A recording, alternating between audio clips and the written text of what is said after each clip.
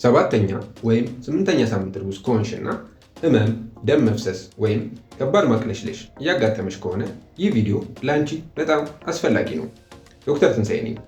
በዚህ ቪዲዮ ውስጥ በ7 እና 8 ሳምንታት የእርግዝና ወቅት የተለመደውና አደገኛ የሆነውን ነገር እንዲሁም ወዲያውኑ ሐኪም ማማከር መቼ እንደሚያስፈልግ እገልጻለሁ። በ7ኛ እና 8ኛ ሳምንታት የእርግዝና ወቅት ልጆ በጣም በፍጥነት እያደገ ነው። ልቡ ቀድሞውኑ እየመታ ነው። አንጎልና የአከርካሪ ገመድ ወይም ስፓይናል ኮርድ እየተፈጠሩ ነው እና ትናንሽ እጆችና እግሮች ማደግ ጀምረዋል። ሕፃኑ አሁንም በጣም ትንሽ ቢሆንም ይህ በጣም ስሜታዊ የእርግዝና ወቅት ነው። ብዙ ሴቶች ሰውነታቸውን የተለያየ ስሜት ስለሚሰማቸው ይጨነቃሉ። በመጀመሪያ የተለመደው ምን እንደሆነ ላብራራ። ማቅለሽለሽ ወይም ማስታወክ፣ በተለይም ጠዋት ላይ፣ የጡት ለስላሳ መሆን ወይም እብጠት፣ የታችኛው የሆድ ክፍል ላይ ትንሽ ምቾት ማጣት፣ ድካም እና እንቅልፍ፣ የሽንት መጨመር እና ሽታ የሌለው ነጭ ወይም ግልጽ የሆነ የሴት ብልት ፈሳሽ። እነዚህ ምልክቶች የሚከሰቱት በእርግዝና ሆርሞኖች ሲሆን በአብዛኛው አደገኛ አይደሉም።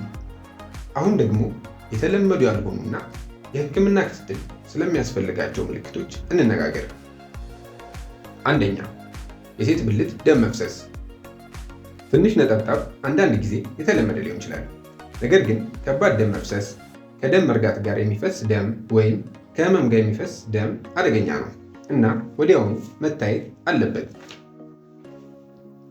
2ኛ ከባድ የሆነ የታችኛው ሆድ ህመም።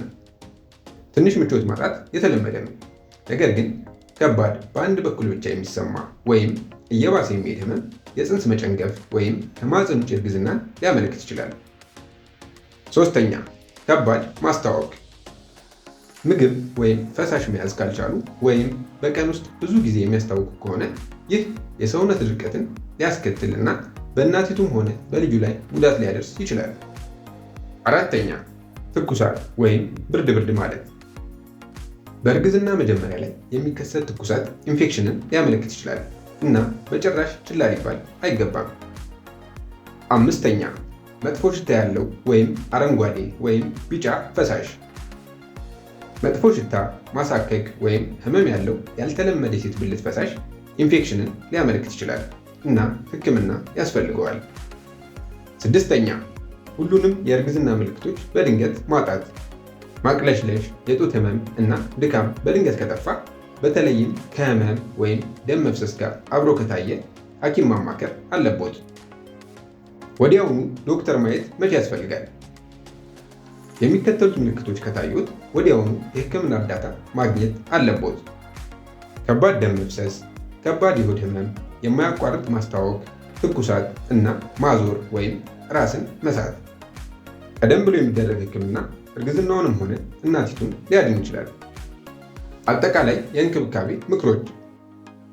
በ7 እና 8 ሳምንታት የእርግዝና ወቅት በየቀኑ ፎሊክ አሲድ ይውሰዱ። ትንሽና በተደጋጋሚ ምግቦችን ይመገቡ። በቂ ፈሳሽ ይጠጡ። አልኮል እና ማጨስን ያስወግዱ። ቅድመ ወሊድ ክትትል በተቻለ ፍጥነት ያድርጉ።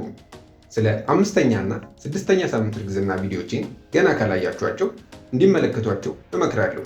ዲስክሪፕሽን ላይ አስቀምጬላችኋለሁ። እርግዝና ጉዞ ነው እና እውቀት እናትነትንና ሕፃኑን ይጠብቃል። ይህ ቪዲዮ ከረዳዎት ታማኝ ለሆነ የህክምና መረጃ ላይክ፣ ሼር እና ሰብስክራይብ ያድርጉ። ስለተመለከቱ አመሰግናለሁ።